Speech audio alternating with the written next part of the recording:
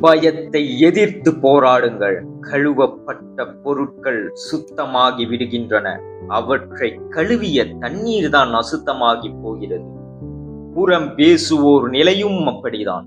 அதிகப்படியான ஆட்டம் குறுகிய காலமே என்று உணர்த்துகிறது சுற்றும் பம்பரம். ஆணவம் அகம்பாவத்துடன் நடந்து கொள்ள அனைவராலும் முடியும். ஆனால் பணிவோடு நடந்து கொள்ள சிலரால் மாத்திரமே முடியும். சின்ன பாம்பு என்றாலும் பெரிய தடி கொண்டு அடி. இது கிராமப்புறங்களில் அடிக்கடி கேட்கக்கூடிய பழமொழி. பாம்பு சின்னதாக இருந்தாலும் அதனை தப்பிக்க விடக்கூடாது. பெரிய கம்பால் அடித்து அதனை கொன்றுவிட வேண்டும்.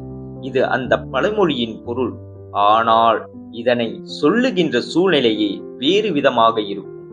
எந்த காரியத்தையும் சலிப்பில்லாமல் செய்ய வேண்டும் என்பதை சுட்டிக்காட்டும் வகையிலேயே இந்த பழமொழியை கிராம மக்கள் கூறுவர். அதாவது, ஒருவர் செய்யும் செயல் சிறியதாக இருந்தாலும் அதனை முழு மனதோடு நிறைவாக செய்து முடிக்க வேண்டும் என்பதுதான் இந்த பழமொழி குறிக்கும் பொருளாகும். சிறிய வேலையை கூட சோர்வில்லாமல் செய்ய வேண்டும். மனப்பிடிப்போடு அதில் ஈடுபட வேண்டும். அப்படி இருந்தால்தான் ஒரு மனிதன் முன்னேற முடியும். சிறிய செயலில் ஒருவன் காட்டும் அக்கறையே பெரிய செயலுக்கு வழிகாட்டும்.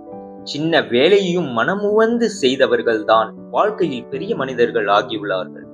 ஒருவர் வாழ்வில் உயர்வதும் தாழ்வதும் அவரவர் மனதில் எழும் எண்ணத்தை பொறுத்ததே. கஷ்டமான வேலைகளை செய்ய உடலையும், கஷ்டமான சூழ்நிலைகளை கையாள மனதையும் பழக்குங்கள். உடலும் உள்ளமும் உறுதியாக இருந்தால் எதையும் எதிர்கொள்ளலாம். நீங்கள் வலிமையாகவும் உறுதி மிக்கவராகவும் இருந்தால் உங்கள் மன அமைதியை எவராலும் கெடுக்க முடியாது.